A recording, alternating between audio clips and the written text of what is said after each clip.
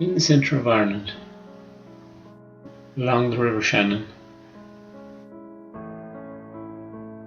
is located a quiet little village called Carrow. In this village, like many others, are shops, pubs, restaurants, and even a canal.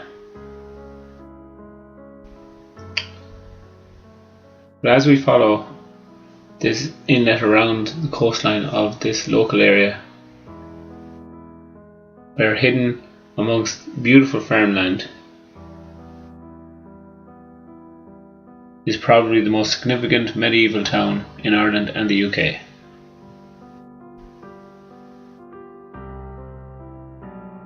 To find the wall, hospital, church, mill and castle in one place is truly exceptional.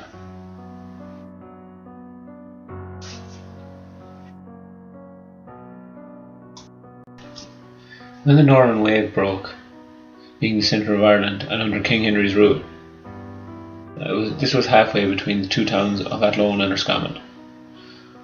But as you can see here, both hold Norman castles of their own.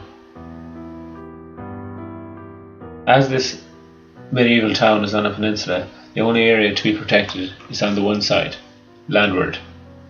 Because of this, the town could be built very economically. The town itself developed over the 13th century.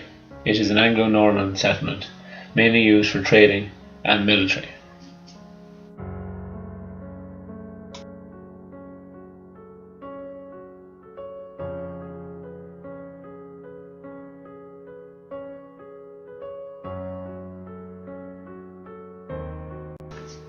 Before the Normans ever set foot on the peninsula of Rendon, evidence found that Vikings once settled here, before the invasion of the Anglo-Normans in the early 12th century.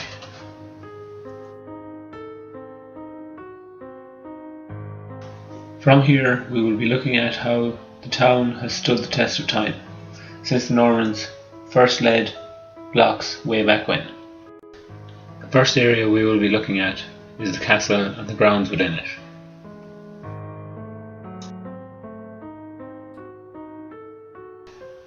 As you can see, the main front of the castle still holds its face quite well, and the archway into the centre of the keep is still as strong as ever. Notice how the vegetation has grown down through the middle and not just the front and back.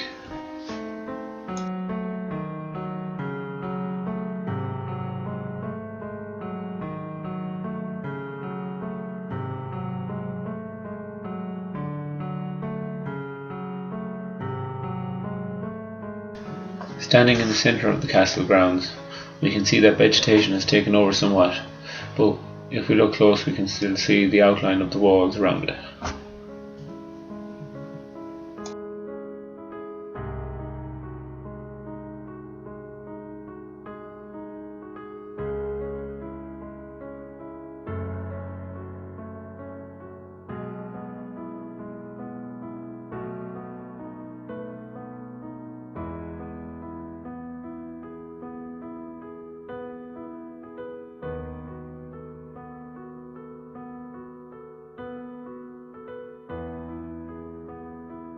One of my favourite areas is the tunnel underground, which is still intact today.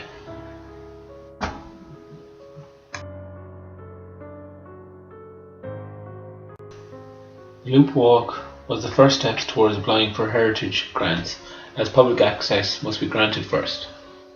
The Loop Walk was the first project started in Rendon. It's 4.5 kilometres long, a beautiful walkway.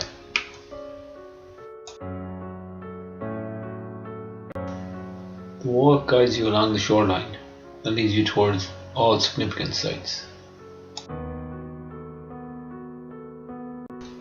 such as the old church and graveyard where was once the hospital, boundary wall and its towers,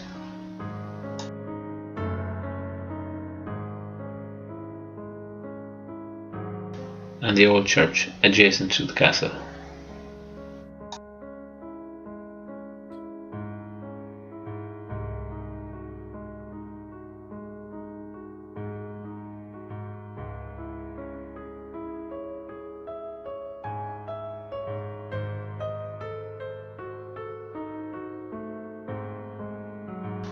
The mill, one of the best structures, is hidden behind the castle in the wooded area.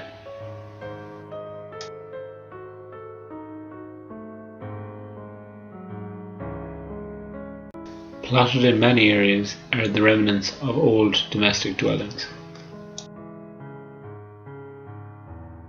And not forgetting the castle itself, where the tourist Viking boat from Athlone still visits.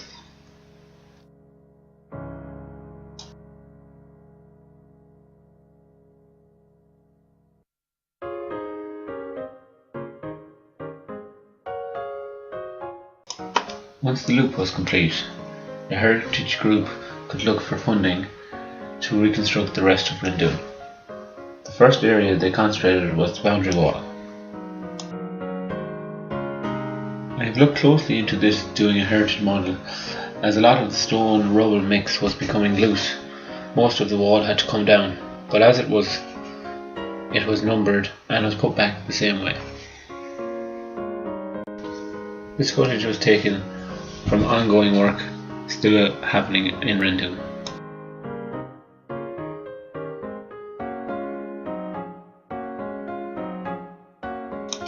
From this you can see the dark to light, from the new to the old. This shows the contrast of the new work to the old work.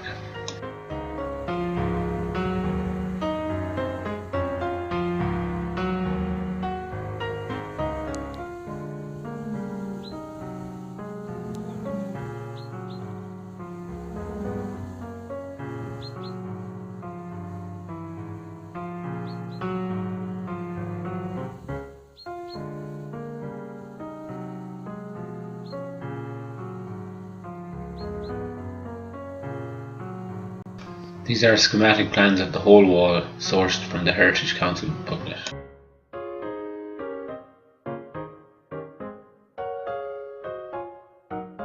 And this is Tower 3 in all its restorated glory.